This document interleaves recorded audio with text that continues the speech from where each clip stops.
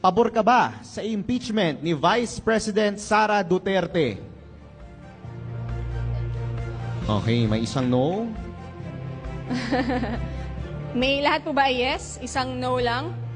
Sorry, I just really have to ask Medyo... si Sir Attorney JV Hinlo. Baka pwede po natin siyang bigyan ng mic kahit mabilis lang po. Bakit po no ang inyong boto, sir?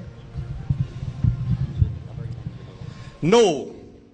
Sa dahilan po na ngayon nagsasalita ako bilang isang kandidato ng PDP Laban, dapat natin respetuhin ang equal protection of laws.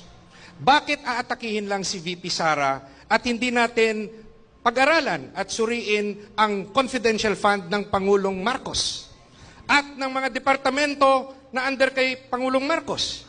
Bakit si VP Sara lang? Hindi ba patas ang batas? Kayo po na nagsasabing corrupt si VP Sara, ba't hindi nyo inaatake ang ibang departamento at si Pangulong Marcos? Patas ba ang batas sa inyo? Patas ba? Dapat lahat, kung atakihin yung isang tao, pantay-pantay, lahat atakihin nyo. Bakit tahimik kayo?